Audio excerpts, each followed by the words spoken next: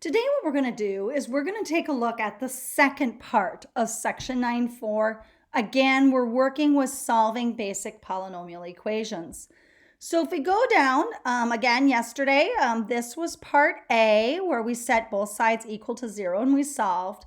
Today, what we're going to do is we're going to do part B. In part B, what we're going to do is we're going to look at the GCF. This is called the greatest common factor. You actually did this in elementary school and in middle school, but today what we're going to do is we're going to add some variables. So we're going to add something a little bit different than what we're used to. So what we're going to do, you're going to notice in this first polynomial, there are two terms. The first one is 16x and the other one is 40y. So I'm going to take the first term, which is 16x, and I'm going to do a factor tree. So if you remember 16, and we're going to break it down into two numbers. You could do 2 and 8. You could do 4 and 4. I'm going to choose 2 and 8. I'm going to circle the 2 because it's prime. Again, prime number is only one in itself can go into it. I'm going to break down the 8 into 2 and 4, and I'm going to circle the 4, and 4 is into 2 and 2. It doesn't matter if you break 16 down into 4 and 4. When you get totally done, you're going to get the same answer, which is 2 times 2 times 2 times 2. There's 4 2's. Again, I really encourage you to circle the prime numbers. It's going to make it easier for you when you list them. So I'm going to come over here and I'm going to list 2 times 2 times 2 times 2. And you're going to notice that I use dots for that. And then I'm going to go times x. And there's only one x, as you can tell. Now what I'm going to do is I'm going to take a look at the 40. So I'm going to go 40y, and I need to break down the number 40. So I'm going to look at the number, and let's say I break it down into 4 and 10. Now 4 and 10, neither of them are prime. So I'm going to break 4 down into 2 and 2, and then I'm going to circle it, and I'm going to break 10 down into 2 and 5, and those are both primes. So now what I'm going to do is I'm going to come over here and I'm going to list them. And I'm going to go 2 times 2 times 2 times 5 times y, because there's one y.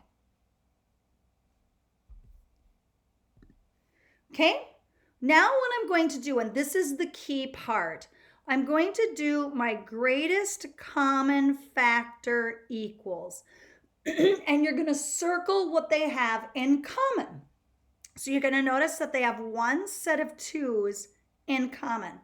I'm going to circle it, and as I circle it, I'm going to list it. There's only 1 2 in common. And then I'm going to circle again another set of 2's, and I'm going to write a 2 down.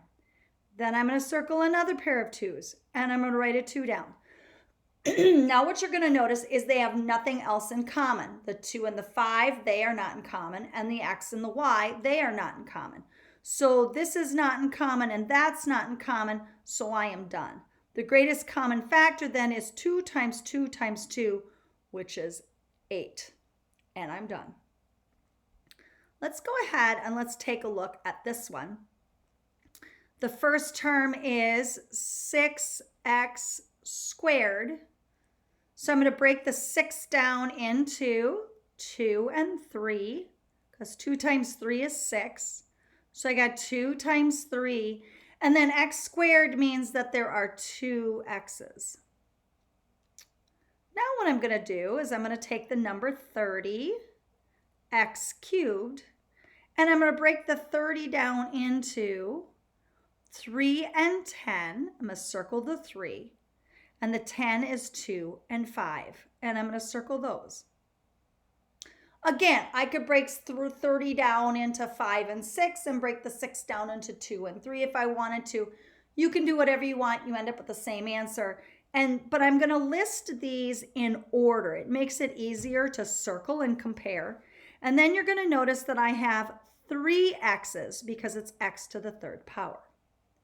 Now what I'm going to do is I'm going to list the greatest common factor.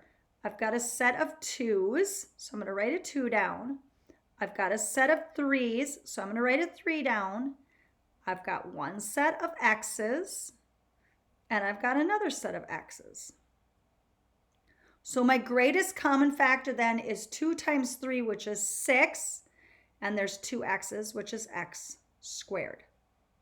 And that is part B of section 9.4.